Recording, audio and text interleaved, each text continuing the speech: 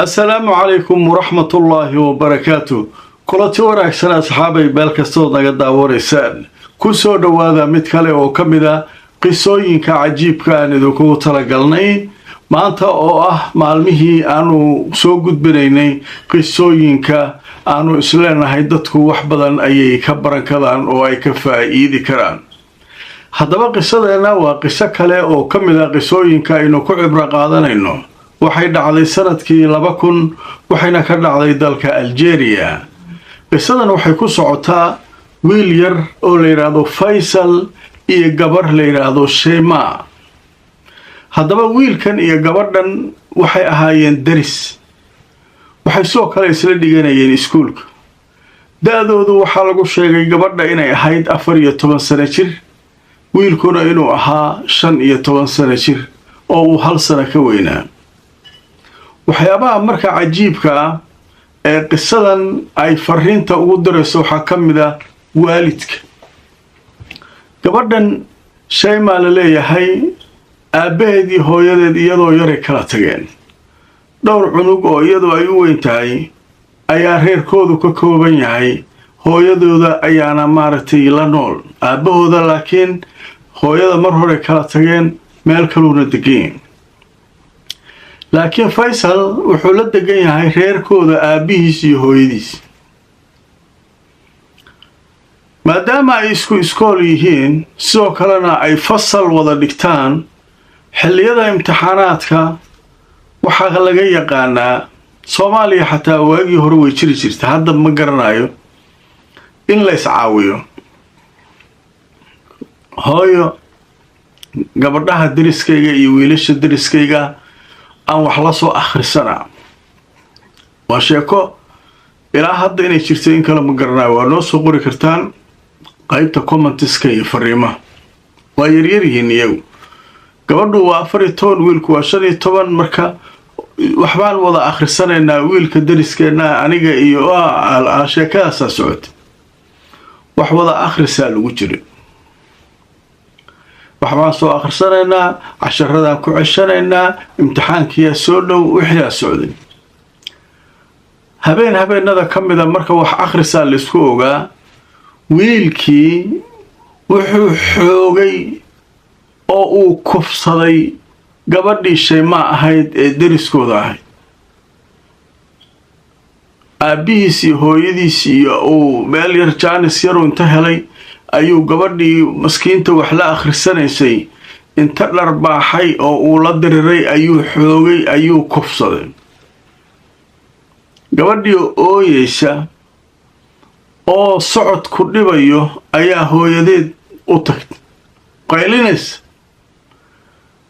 hooyadii way soo baxday booliiskii ordaayay gabadhii waa la wareystay waxay tiri ninka waa i garaacay wiilkaas waxbaan la akhrisanayay wuuna i xoogay way baxeen booliiska gurigiiya tageen aw Faisal dheh aabiis iyo hooyadiis iyo reerkoodii iyo waxay dhaheen Faisal isagoo jooga meeshaan ka tagnay Faisal dambiga loo haystaa maxaa dhacay gabadhii Shema ahayd ee uu wax la akhrisanayay ayuu garaacay wuuna kufsaday la hawla wala quwwata illa billah waday iska maskiin oo khiyaar ahaa dhalay wiilkii marka booliiskii waxay raadeen haye maxaa ku samaysay gabadha waa kufsaday okay waa kufsatay miya waa la soo qabtay waa la xaray waa yaryahay 14 sano ayuu jiraa waa qirsan yahay waa been iyo waa lay masabita iyo dhan ma jirto gabadhii maskiinta ahayd oo wax la akhrisanaysay inuu saas u galay dariskooda ahayd dadkii dariskoo dhan iyo xaafadii oo dhan waa la ogaa gabadhii waa la kufsaday marka waxaa jira Algeria dhaqan waxaa jira lagu leeyahay dhaqankaas waxaan u malaynayaa meelaha kale Soomaalidu inuu ka duwan yahay gabadhu si qalad ah hadii loo kufsado oo macnaha wax iyadu ay qasdigeeda usan ahayn kufsigu sidiisaba waa xoog waa la qasbay qofka marka hadii la qasbo oo in la kufsadayna ay caddahay wax dadku ay ka soo qaadayaan dembi ah ma jirto gabadhaasna dembi kuma laha carabta kale marka ma garanayo laakiin ninka sheekadan qoray wuxuu leeyahay wax markii ay sidaa u dhaceen oo booliisku la ogaaday oo wiilku qirtay khalaas ma la isku caayo ma la isku dabagalo gabadhaas haddii hadhow guur in loo guursado ay noqoto dee wax dhibaataa dhanka ma jiraan waxay la mid tahay gabdhaha faceeda ay la mid tahay gabadhan dee iyadu voodkeeda iyo waxay iyadu dooratay ma ahayn in waxaas lagu sameeyo oo gabarnimadeeda la dhaafiyo marka waa fahamteen marka dhaqankaas waa dhaqan macquul oo fiican meelaha qaar waa laguga caynaya adigoo xataa aan waxaan maaragtay lagu xoogay la og yahay oo dhibaato lagu geystay ayaa lagugu sheekaysanayaa dhaqamadaas Soomaaliya meelo badan oo ka mid ah dadku waa isku dhibaateeyaan laakiin Algeria waxa la yiraahdo xawaaw ka duwan tahay marka gabar iska normal ah iska ahayd caadi waxbay dhiganaysaa wixii hore u dhacay waa dhaceen wiilkii marka waxa lagu xukumay 2 sano meel waxa jirta dambiyada noocaasa dhalinyarada geysata lagu xiraa jirta 2 sano lagu xiray qoyskiisana waa ganaaxa lagu soo rogay maadaama gabadhan yarta miskiinta nolosheedii u dhibaateeyay gabarnimadeedii u dhibaateeyay wiilkooda uu sidaa sameeyay inay raali gelin bixiyaan oo lacag ganaaxa lacagtooda u dhiganta qiyaastii $20,000 in gabadhii la siiyo loo magdhow ahaan loo siiyo gabadhii aabihiisi marka lacagtii u bixiyay 2 sano iyo xoogaagiina ninkaa waa soo qararamsaday oo xabsigii maaragtay ku soo qaatay gabadhii waxbay baratay si fiican ay wax u baratay hawsheedii wadatay ninkii marka waxaa jira waa lagula soconayaa marka dambiyadaas oo kale adoo yar markaa geysato booliiska iyo dowladdu iyo marka siyaabo gaar ah kula soconayaan waa lagu sheegayaa waxa leeyahay ninkan khatartiisa bulshada waa in laga qabtaa maadaama hadda dambi uu galay uu soo qaatay xabsigii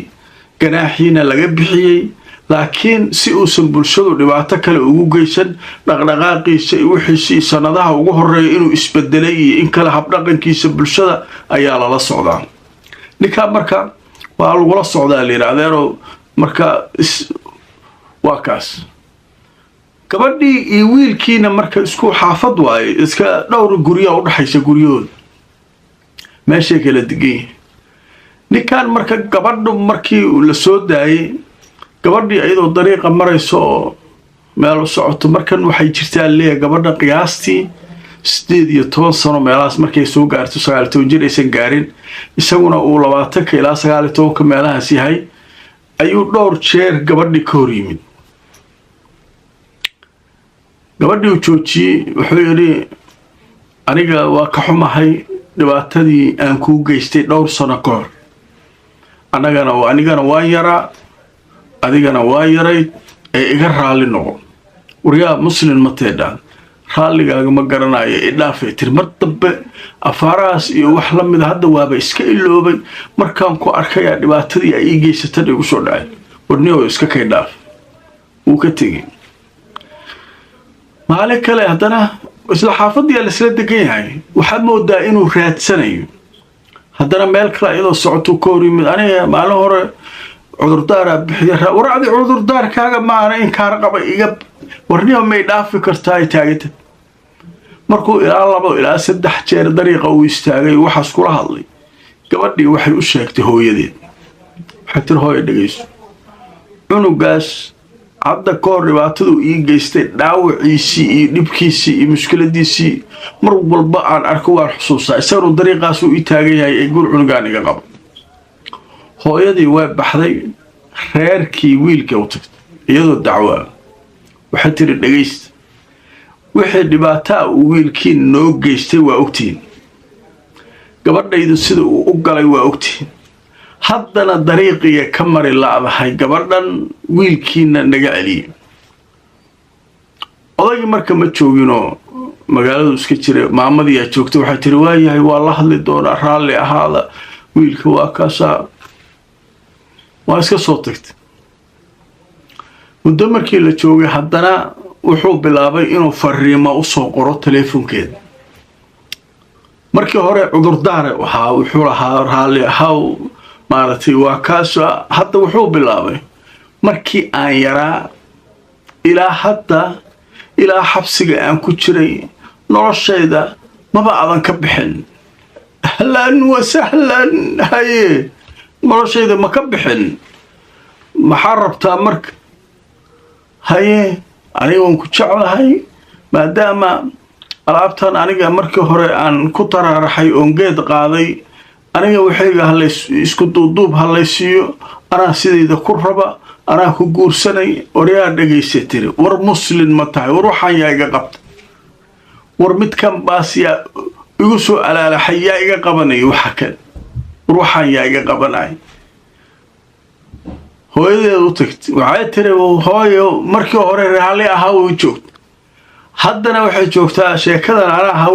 waxaan anaa markii hore kharibay, haddana anaa habaysanay toossanay, beertan anaa geed qaaday, haddana anaa abuuranay. filno ii keena ninkaan ninkaan saa yeelaa iska dhaafay tiri. markaan wallay ka tahay inaanan aabihiisi hooyadiis midna ku dacweynayn. way baxda maamad, waxay u tagtay booliiskii wargelis. waxay ku tiri, dhegaysta, wiilkaas hadda ka hor gabadhayda saasuu u galay, haddana dariiqiya ka mari laada. maruu waa ku jeclahay waa ku guursanaa yidhaahdo, maruu raalle wari dhaaf waa ku kari laan. marka dowladdii haddaad tihiin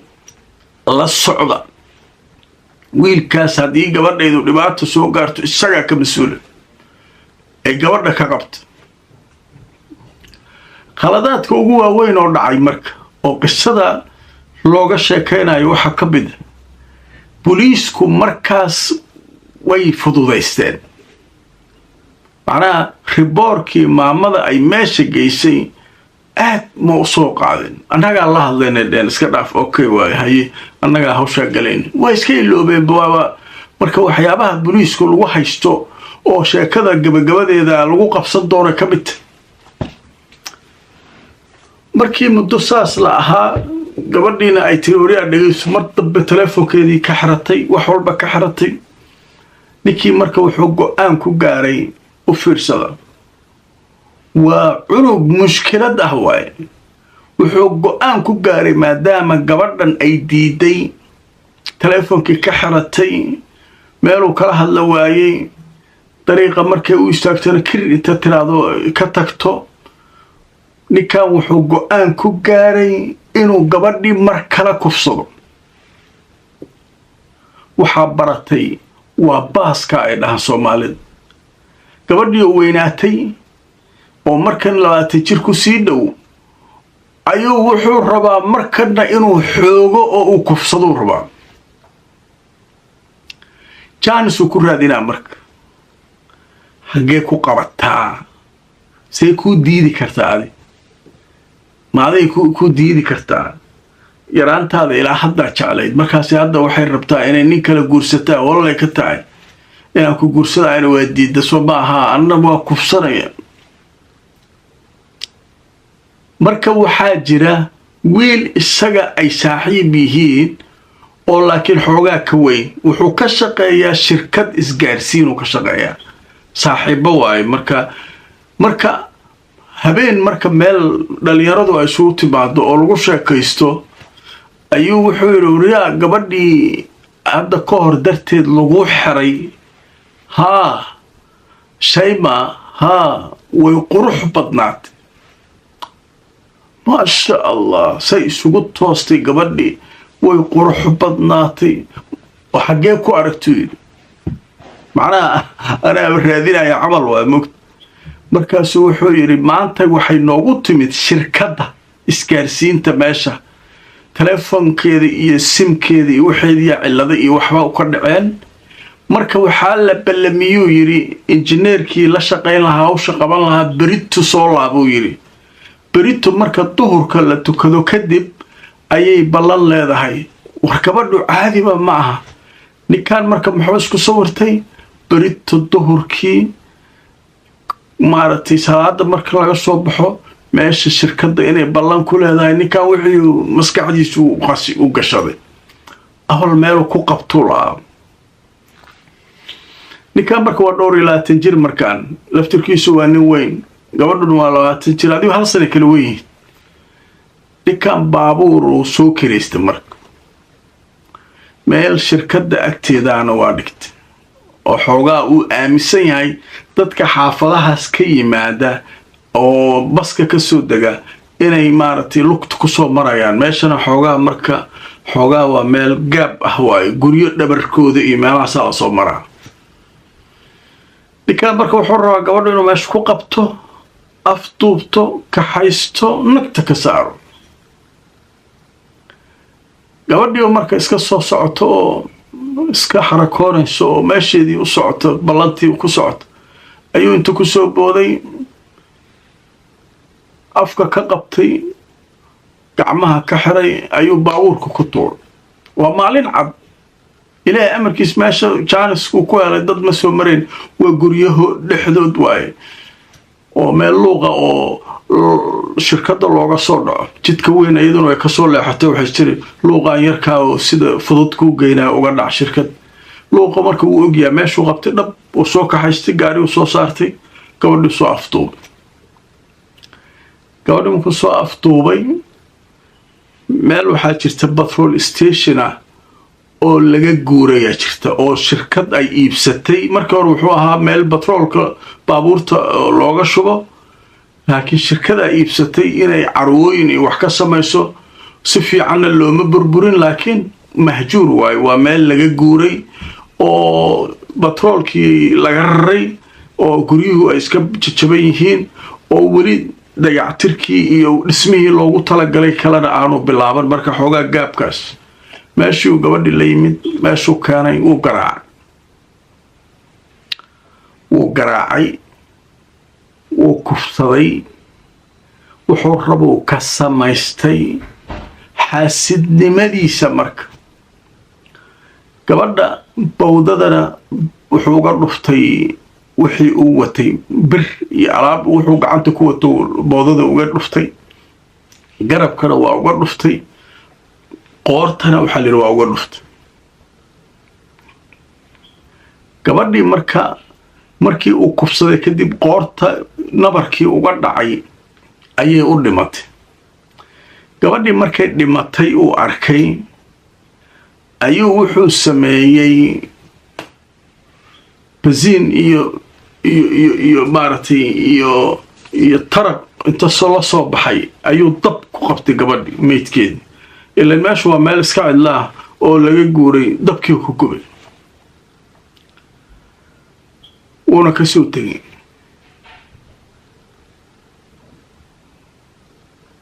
ciddii marka gabadha ka maqnayd yowmayn 3 macnaha maalin labaad maalin saddexaad marka booliiskii ayagii waa la raadinayaa gabadhii hooyadii waxay leedahay gabadha dhasho wallay ka tahay gabadhayda wiilkaas oydaan ahayd ma ku maqna waana idiin sheegay booliiska haddaad tihiin reerkiisana waa u sheegay walla isay meel kale ku maqnay booliiskii markiiba faysal la boodeen nab mutahamka waa asaga ninka la tuhunsan yahay oo dhowr jeer laga dacwooday gabadhu dariiqa ka mari weysay booliiskii waa qabteen sheegaa la yidhi ma aqaano inaan gabadhaas maba arkin aniga mar horaan anoo cudurdaar weydiisanaya la diriirtay kadibna ma arkin miya may okay sida loo raadinaa markii dambe 7 beri kadib gabadhii oo meeshii lagu gubay oo urkii iyo waxeedii iyo meydkeedii dadaa soo sheegay booliiskii meesha tegay ma la garan karo marka qof 7 beri meel yaalay oo la gubay ma la garan karo surwaal jeans ay wadatay iyo baasaboorkii ay ugu talagashay shirkadda inay la tagto qayb ka mid ah gubatay qaybna waa u nabad qabtaa meesha sawirka iyo nambarka baasaboorka iyo wixii badbaaday ilaahay amarkiis gabadhii la soo qaaday booliiskii meesha tagay qoladii waa la baaray gabar inay maqan tahay waa la ogaa nimankii DNA-dii wixii laga qaaday gabadhii waxay xaqiijiyeen gabadhu inay tahay Shaymaa baasaboorkeedii la helay maaragtay waxeedii la helay waxay sidoo kale qolada caafimaadku ogaadeen gabadhan in la garaacay in la kufsaday mar kale waxaasoo dhan sa ku ogaadeen ma garanayo laakiin waxaa leeyahay way ogaadeen cilmiga caafimaadku dee wuu hormaray bini aadamka ilaahay wax badan u baray callama alinsaana maa lam yaclam marka ilaahay qur-aanku ku leeyahay insaanka waxaan barnay marka wax badanaa la baray insaankii moogtahay marka in la kufsaday in la garaacay meelihii lagu dhuftay qoorta in lagu dhuftay wixii oo dhan way sheegeen ninkii marka Faysal ahaa ayaa la qabtay waa inkireen aniga maba ahiyo wax shaqaa ku leeyahay gabadhaas male wiilkii marka meesha ka shaqaynayay ayaa wuxuu maqlay waxa dhacay booliisku u tagay wuxuu yiri aniga waxaan idinku saacidayaa xog haye soo dhawow ahlan wa sahlan halkan soo fadhiis wuxuu yiri habeenada ka mid ah wiilkaas isagoo meel aanu ku sheekaysanayna joogno ayuu wuxuu aad interest ugu ahaa gabadhaas aniga aan u sheegay inay meesha ballan ku leedahay wallahi ka tawiri wiilkaasuu habeenkaas uu noqday inuu isagu gabadhaas wax uu ku sameeyay ama uu wax ka og yahay waan malaynayaa aniga xogtaas aad ku saacadinay dadka waxay ku fiican dadka qaar wixii xoga iyo macluumaad booliisku waxay dhahayaan war wixii arrinkan xog iyo macluumaad ka haya bal hanala soo xiriireen meel kasta waa saas inkastoo dadka qaar iska baqayaan meelaha qaar laakiin dadka xogta nin walba wixii uu macluumaad hayo hadduu geeyo waa la isku dardarayaa waxbaa la ogaanayaa ninkii markii xogtii laga helay booliisku waxay yidhahdeen okay ninkii loo tegin waxaa la yidhi xogtaada waa la soo helay gabadha waxay u socotay meesha adigana dariiqa u gashay ninkaan marka wuxuu sir waa lagu fahmay aniga ma oraa dhegaysadeen xogta oo dhammaystiran ahayna waxba ma hayaan booliisku ninkaan xogta yartaa uu sii bis ninkaan waa laga kormarayaa waa la handadayaa ninkii waa wareeray marka wuxuu yidhi waxay yidhahdeen haddaad qirato culaysku waa kaa yaraanaya laakiin haddaadan qiran oo marqaatigii iyo wixii lagaa hayay sawiradii wixii la keeno waa kuu dhammaat waa qiranaa uu yidhi qiraa la yidhi sidee wax u dhaceen u sheegay wuxuu yidhi dariiqaan u galay saasay ahayd inay meesha u socotaan ogaa waa qabtay meeshaan geeyey waan garaacay waa kufsaday maaragtay waana gubay maxaa intaas u samaysaa layidhi wuxuu yidhi intaas waxaan u sameeyey gabadhaas waan jeclaa uu yidhi yaraantayda xataa markaan kufsanayay jacayl dartiisaa la kufsaday jacayl beel qofaa jeceshaa la kufsada carab wareeray miirkaa ka tegay miirka waa wareersan yahay markaasaa waxaa la yidhi calaa kulli xaal waxaa la yidhi markaa wixiisu markii uu wixii dhan u qirtay sheekadii dhan qirtay maxkamaddii la geeyay maxkamadda dee ibtilo waxay ku dhigtay Algeria iyo meelahan iyo Faransiiska gumaysan jiray suba sidii loo lahaa idinku kaalay dhanka diinta u janjeertaan miya ninkii nin dilo ama qof dilo see loo dilayaa ma la dili karo wadamadii carabta badankood iyo kuwii islaamka dilkiyaaba laga cararaa gaaladiyaa laga baqayaa markaasaa waxaa leeyahay xabsi daa'in meeqa inta lagu xukumay markay fawdo dhacdo dowladii la tuuro xabsiyada ka soo baxa haddana meeshooda kasii bilaabay mushkiladda marka ugu weyn marka waxa leeyahay oo ka jirta Algeria iyo meelaha Morocco iyo dhulkan iyo waxa waaye nimankii gumaysan jiray Faransiiska iyo wixii ceeba looga dhigaya wixii diintaadii ayaa ceeb lagaaga dhigaya ilaahay muxuu leeyahay ninkii nin dilo dila nolol ku jirta qofkii qof dila oo si gardaraa u dila oo la kac u dila hal dilo soma maxaa ku jira nolola ku jirta nolosha macnaheedu maxay waa lagu cibro qaadanayaa من نفتي سجعلوا وحين ودلي لها كبقى بريتو ولقدلها يا هسا جرت مركا العموم مركا شاكذا الكاس كل ماتي لكن وحيابها لقى قري شاكذا أو تعليق أو ضدكو أياد وقور بحيان وحكم إذا والد كإني في جنادان قبل وحلصوا آخر سنة أيو ويلا وحلصوا آخر سنة درس كيجاي امتحانا كل عشان ناي وحاسس سكيلو والقولي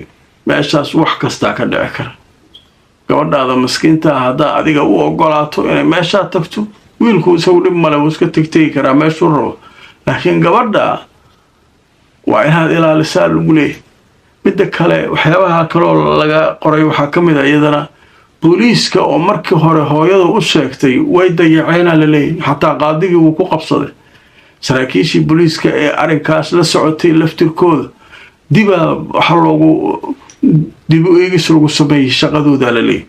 marka arrimahaas oo dhan baa jira adinkuna bal wixii mid iyo laba wixii aad isleedihiin waa laga baran karaa sida caadada ahayd noo soo qora qisadani toddobaadkan asxaabay waa naga inta aan mar kale iyo qisooyin kale ku kulmayno channelkeena qisooyinka nadaara laba waxaan idinkaga tegayaa meel kastoo aad joogtaan asxaabay